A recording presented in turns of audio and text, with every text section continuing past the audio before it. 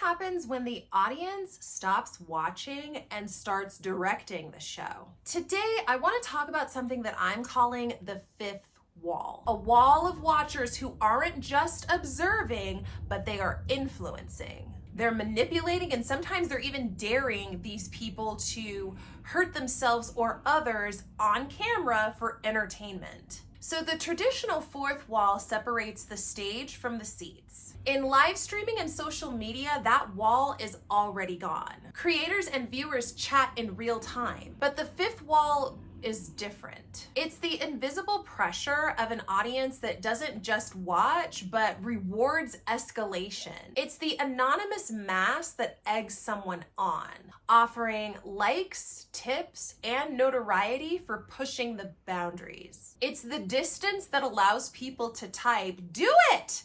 with zero accountability. And we are already seeing the very real world consequences and fallout of this dynamic. So most recently, the situation that comes to mind for me with this is the Raja Jackson versus Sycko Stu situation. And I'm not a wrestler watcher or a UFC fan or anything like that.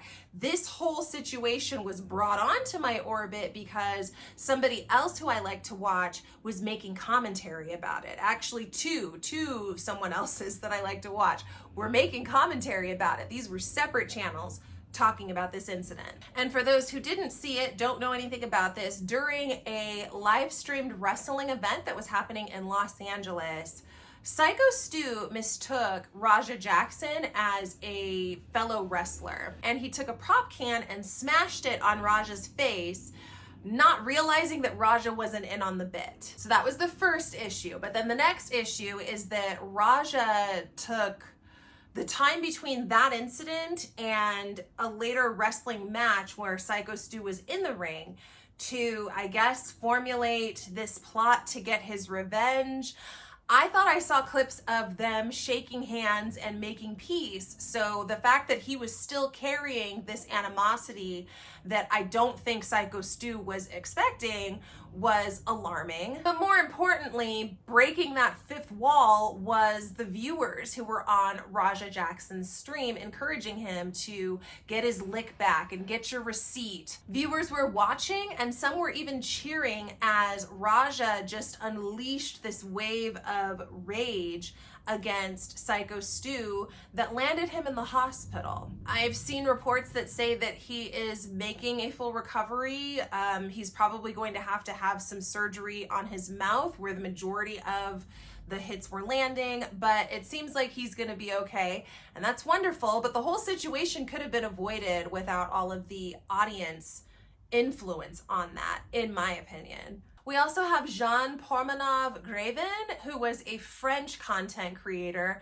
This was a guy who was a gamer, from what I understand, and so he live streamed quite a bit, and he was involved in a marathon streaming event that led to the end of his life. It was a 12-day nonstop kick broadcast where he was humiliated and beaten, all for the sake of likes and spectacle. And so the viewers there were tipping money for more outrageous things to happen to Jean. And this is a man who was not in very good physical health going into this 12-day streaming event. And it turns out that all of that sleep deprivation and physical violence led to him succumbing to that.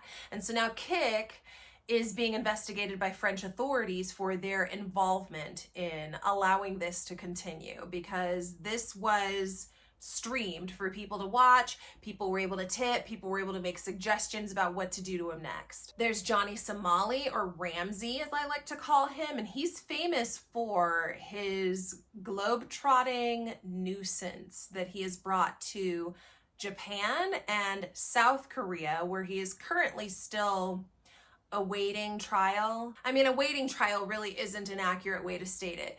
Johnny has several charges that are coming down the pipeline because he won't stop live streaming and acting a fool on the internet for clicks and views and for clout. He's even said this in a video before, that he has absolutely no moral compass. He is a psychopath. So that's what we're going to call him, Ramsey the psychopath. And if you want to get a very close picture of what this whole Johnny Somali Ramsey incident is looking like, I highly recommend checking out Atozy here on YouTube. That guy's actually traveled to South Korea for the trials, so he's got lots of legal information, details, and stuff that he can share about this if you're interested in learning more about Ramsey, this global nuisance. And I would say a not so distant cousin to Ramsey and his antics are the streamer Vitaly and his antics that he's pulled in the Philippines, where I believe he is currently detained. And Vitaly got himself detained because he was continuing to escalate his trespassing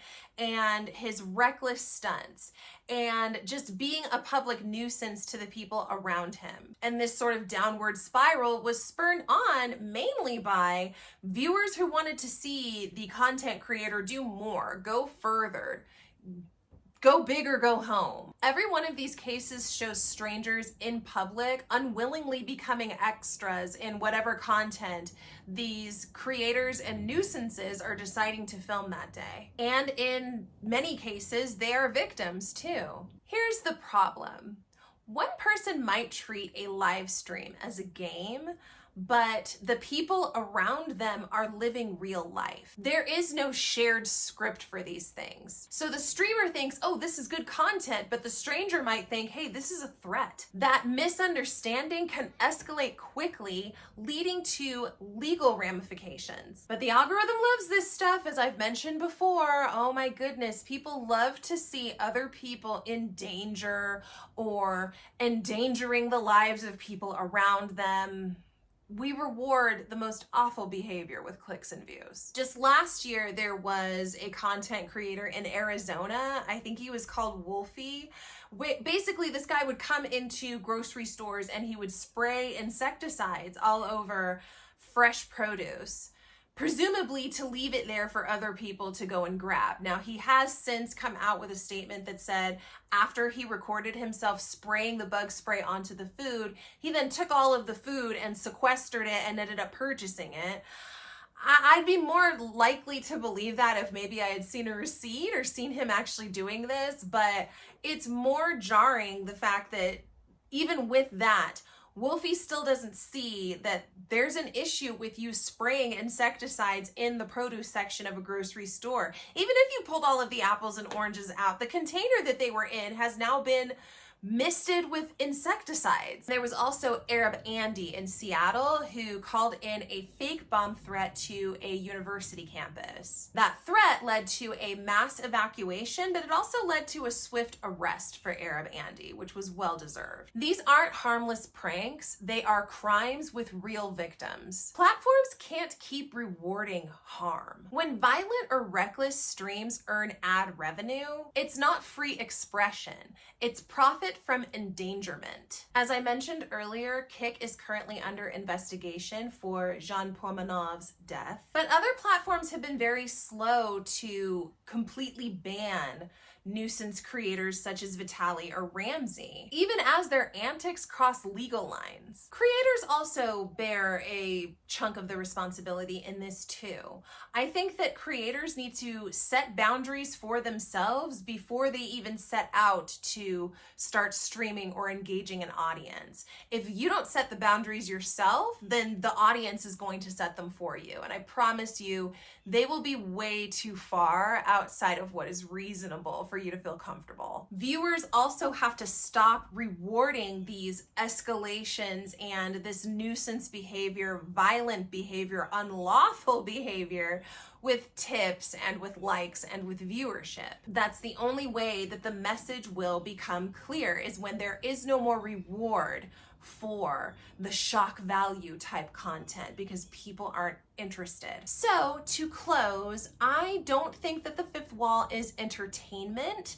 Instead, I would say that the fifth wall is an erosion. When the audience becomes your puppet master, we all lose. So if you're someone who likes to watch live stream content, ask yourself, am I just part of the audience here, or am I part of the problem? If we want public spaces and our own humanity to remain intact, we need to tear down the fifth wall before it tears through us. Those are my thoughts. Friends, I appreciate you joining me for yet another video. If you liked this video, please give it a thumbs up because that helps other people on the YouTube app to be able to discover this in their feed.